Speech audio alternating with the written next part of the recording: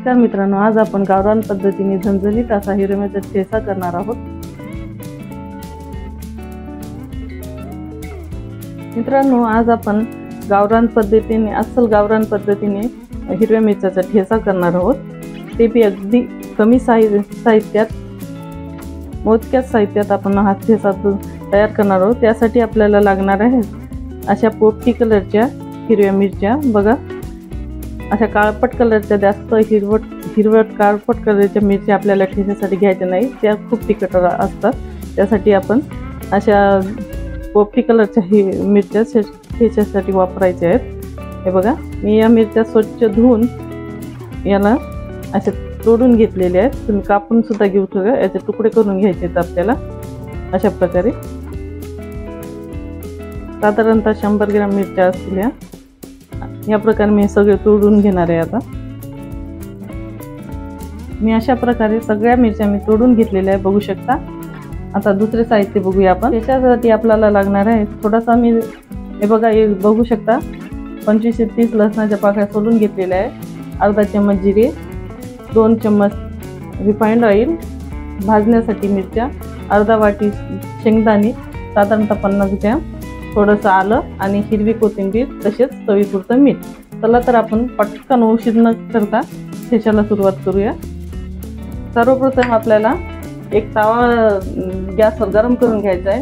हे बघा, मी गॅस चालू करून तवा गरम करून घेतलेला आहे। तुमच्याकडे लोखंडी तवा असेल तर तोच वापरा, ठेचा छान होतो गावरान पद्धतीने त्या तव्यावर। बघा, तवा गरम करून याच्यावर सर्वप्रथम आपण आधी शेंगदाणे भाजून घेणार आहोत। थोडेसे आपल्याला शेंगदाणे भाजून घ्यायचे आहेत। हे बघा, आपले आता शेंगदाणे भाजून झालेले आहेत, त्याला काढून घ्यायचे आपल्याला।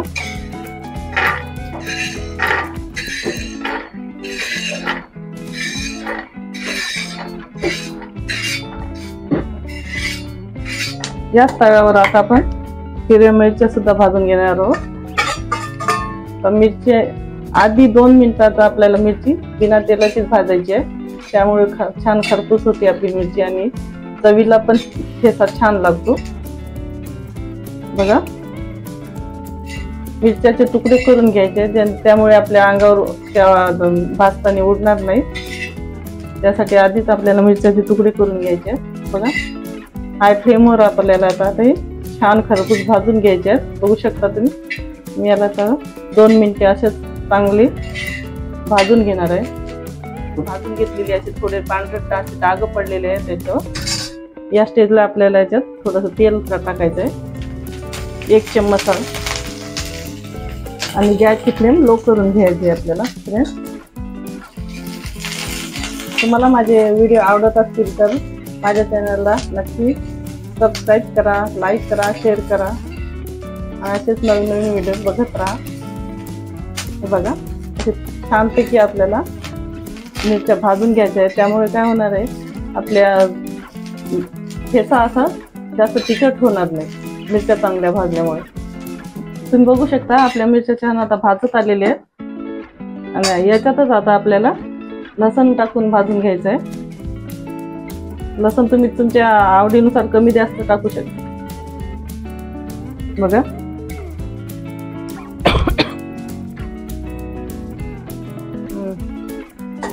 लसूण पण थोडंसं आपल्याला भाजून घ्यायचं आहे, लसणामुळे ठेच्याला खूप छान चव येते। थोडंसं आलं, बघा, आणि ठेचा करताना कधी आपल्याला लोखंडाचा तवा वापर केल्याने ठेच्याला चांगली गावरान चव येते आपल्याला। थोडंसं आता आपण हे लसण आणि आलं सुद्धा थोडंसं भाजून घेणार आहोत। तर लो फ्लेमवर मी आलं आणि लसण सुद्धा थोडंसं भाजून घेतलेले। आता आपल्याला जिरे भाजून घ्यायचे थोडेसे, 1 मिनिट। बघा, छानपैकी जिरे भाजले की चव छान येते ठेच्याला, बघू शकता फ्रेंड्स तुम्ही। आता आपल्या मिरच्या, आलं आणि लसण चांगला भाजून घेतलेलं आहे आपण। असे काळे काळे डाग पडलेले आहेत त्याच्यावर।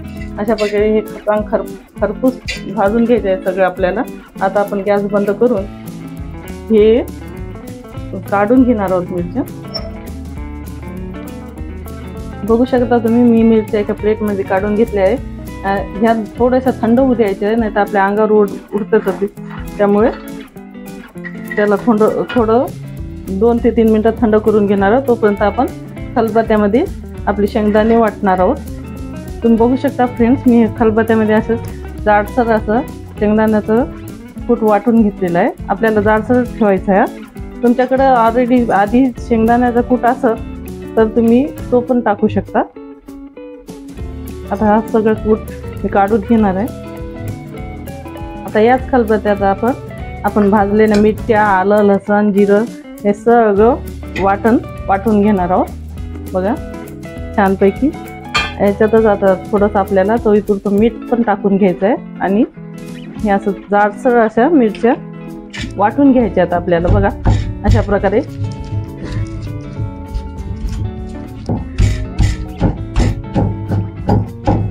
अशा प्रकारे आपल्याला ह्या मिरच्या आता जाडसर वाटून घ्यायच्या आहेत. मी आता मिरच्या वाटून घेते. तुम्ही बघू शकता फ्रेंड्स, आपल्या मिरच्या वाटून झालेल्या आहेत. याच्यात थोडीशी आपण आता हिरवी कोथिंबीर टाकणार आहोत. छान अशी कोथिंबीर, जास्त कोथिंबीर घालायची, त्याच्याला चव छान येते. हे बघा. आणि आपण हे शेंगदाण्याचं कूट वाटलेला तो पण मिक्स करून घेणार आहोत. आता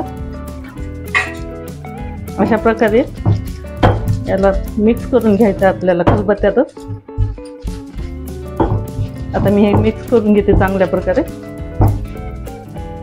अशा प्रकारे मी हे सगळं हिरव्या मिरच्या सगळं मिक्स करून बारीक करून घेतलेलं आहे जाडसर. बघू शकता अशाच प्रकारे दाणेदार असं जाडसर ठेवायचं आहे ठेचा आपल्याला. तुम्ही 2-3 दिवसासाठी वापर करत असाल तर असाच राहू द्या. वरून तेल घालून तो खाल्ला तरी चालेल. पण तुम्हाला 8-15 दिवसासाठी ठेवायचा असेल स्टोअर करून तर याला थोडंसं आपण परतून घेणार आहोत तव्यावर. मी ठेचा परतून घेण्यासाठी गॅसवर 2 चम्मच तेल टाकणार आहे. बघू शकता. याच्यात आपल्याला आता थोडंसं अजून चिमूटभर जिरे घालायचे.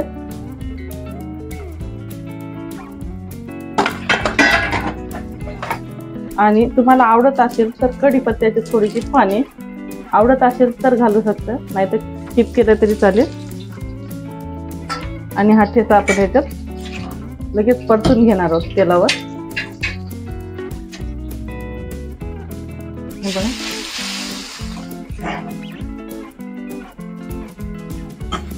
सगळा ठेचा आता आपण थोडंसं 1-2 मिनिट परतून घेणार आहोत.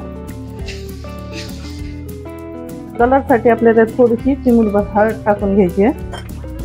आणि हे आता मिक्स करून 1 ते 2 मिनिटाला आपण परतून घेणार आहोत. तर फ्रेंड्स, तुम्ही माझ्या चॅनलवर नवीन असाल तर माझ्या चॅनलला लाईक करा, शेअर करा आणि सबस्क्राईब करायला अजिबात विसरू नका. बघा अशा प्रकारे आपल्याला थोडंसं परतून घ्यायचं आहे. झालं आपलं 1 ते 1.5 मिनिट झालेलं आहे. ठेचा परतलेला आहे. जास्त परतायचा नाही, त्याची चव बदलते. नाही तर